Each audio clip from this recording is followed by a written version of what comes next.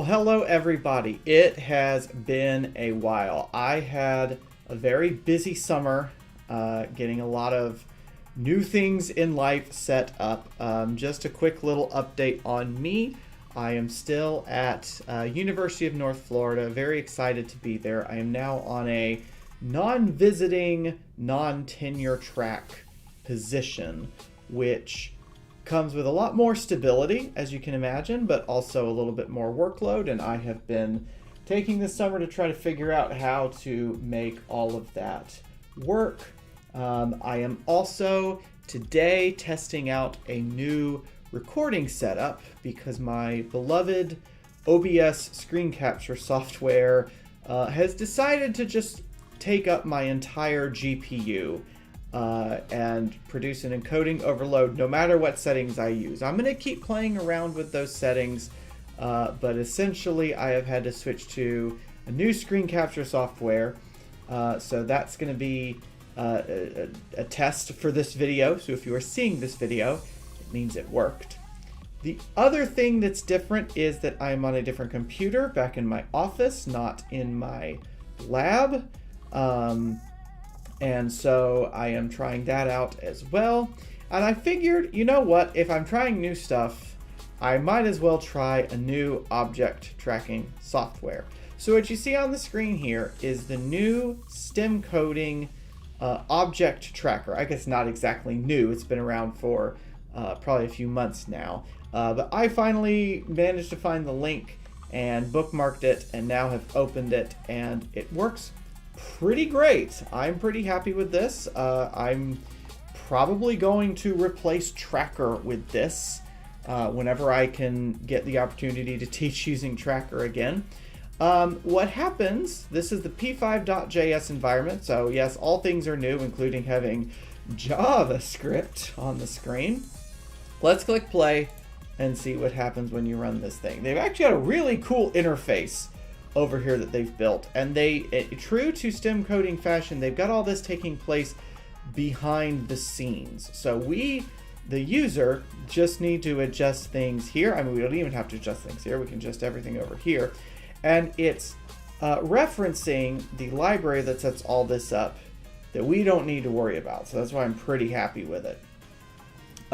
In order to use it, you've got to upload a GIF of the thing you want to analyze. So I'm going to try that next time. I'm going to try analyzing my own video. For right now, I'm just going to try analyzing the video they provide here with a person throwing a basketball. So let's click analyze this video. It takes you to the next screen.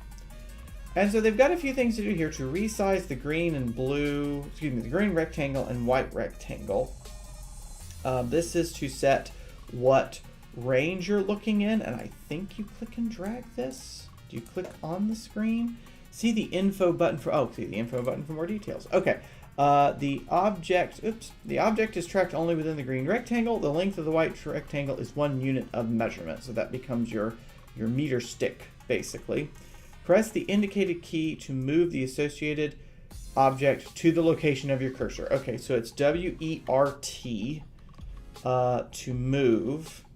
So let's try the lower left corner with W. Okay, so it just moves to wherever it is on the cursor. So let's try that. There we go. E is going to move the blue. Not exactly intuitive. Like, I can see students maybe struggling with that because that's just different from other setups they're accustomed to. But, you know, I know getting to click and drag in a window inside something that's running in the browser is actually a bit of a challenge. Oh, cool. They actually have I didn't see this when I was testing this out. They actually have a play button so that you can like decide where you want the rectangle to be based on the movie itself. What does save do here? Save? Oh, okay. That saves some information. I'm not exactly sure what it's saving there because I haven't done any tracking yet. Click here when done. All right, so we'll click here when done. So then we choose an option to identify the object in the background colors. I think you want click to choose colors because that's going to have it click on the screen. So like when you click this, it tells you to click 3 points on the object that you want to track. And you notice it went ahead of frame. It moves it to some point in the video. It looks like it moves it to the middle maybe. That's not exactly clear in at least how it's presented here, so I would like to figure that out a little bit better, how that's working. Like, I don't see anything here about when it moves to in the video. So anyway, let's click a few points here. Another thing I might like to see would be a record of where you've clicked, because I'm not really getting a confirmation that the clicking worked, except after 3 of them, I'm told to click 3 points in the background. So I'm just going to click 3 random ones here. And now what it's doing is it's trying to find pixels that are those colors in comparison to pixels that are the background colors. So it helps to have a very high contrast between the tracked object and the background, which makes sense, right? The only way you're going to be able to track something is to be able to tell it apart from the background. So let's go track my object. Oh wait, can I go back and choose again? I see these options still here. Oh, I can go and reset. Oh, that's cool. I didn't know that I could do that. Okay, so what happens with manual color select? Click on the bar below to select the color of the object.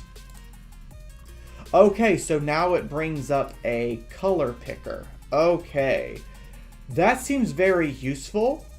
I am horrendous when it comes to actually picking, when it comes to matching colors. Like, just ask my wife about any time she'll say, can you hand me the red spatula? And I say, I'm sorry, can you give me some other descriptor? Not because, I mean, I don't think I'm colorblind. I see a difference between the red here and the green here, but just, I don't always assign the same names to colors that other people do for some reason.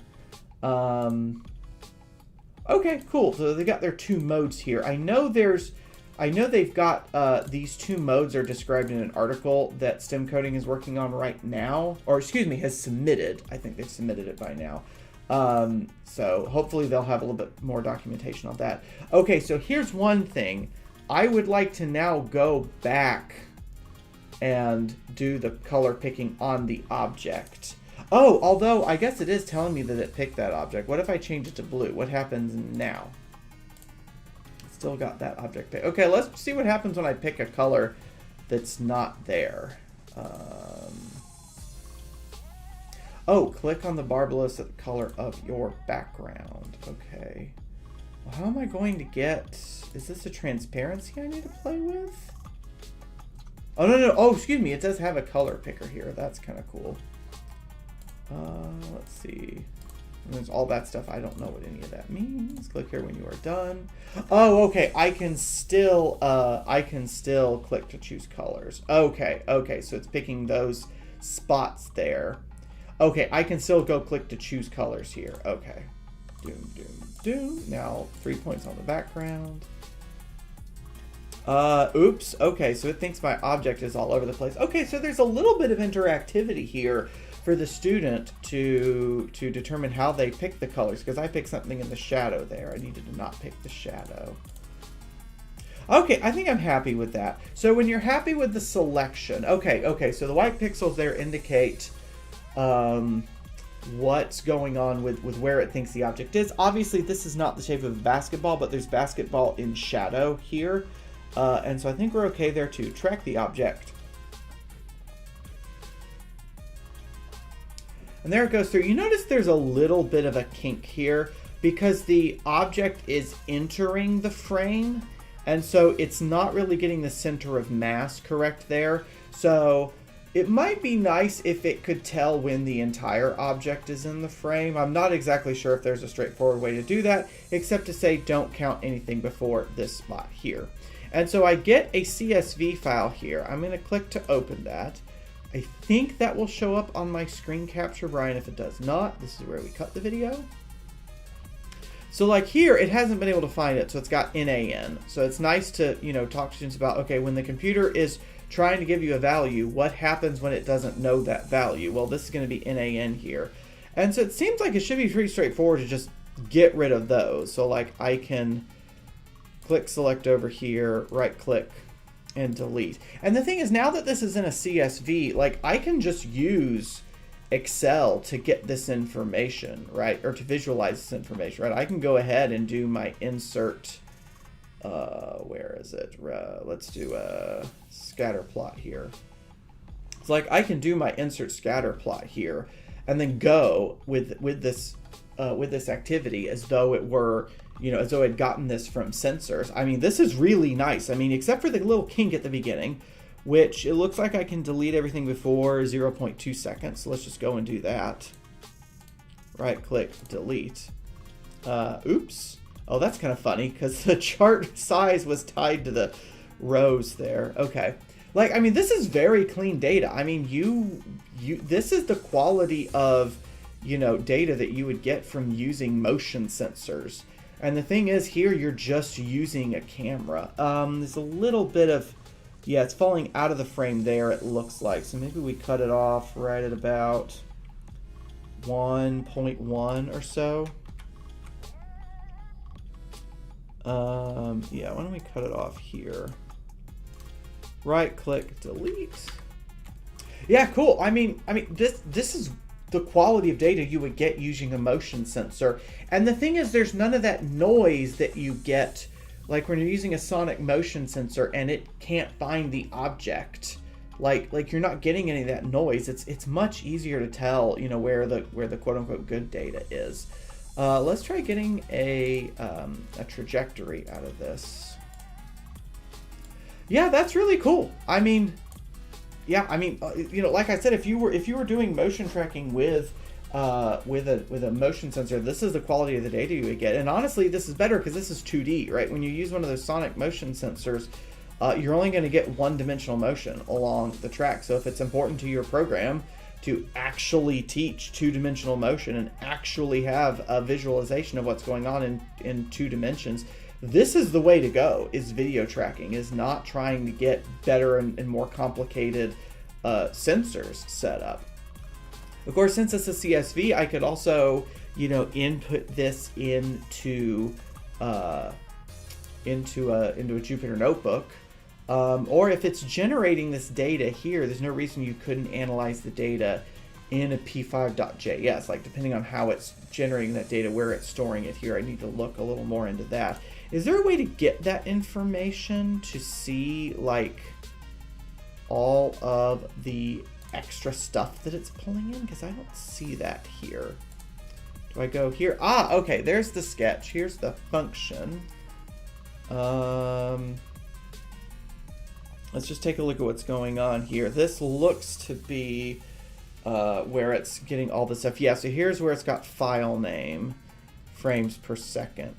Here's where it's creating the ruler. Okay, yeah, okay. So if you go behind the scenes here, they've got a little bit more that you could play around with. So if you wanted to even enhance this interface for your students, you could, play around with the actual JavaScript that's in here, and add some more bells and whistles. That would be interesting to try out. Giftshot.js. I don't really see this is not opening for me. Index.html. Is this web page, or does this just come with everything? I'm not sure. And then style. Okay, yeah, this is gonna be style page. Okay, so it looks like the function.js is where they've got everything in that goes on in the background. So like here's the slider. Presumably that's this slider here. The play pause button. Okay, that's kind of cool. Yeah, so if you wanted to, expand the interface, you could do that. That's really cool. Okay, well, I'm going to play around with this a little more. I'll probably make another video where I try analyzing my own video that I've recorded, because I've got a really cool double pendulum video from the AAPT summer meeting that I'm interested in looking at, and we'll take a look at that next time.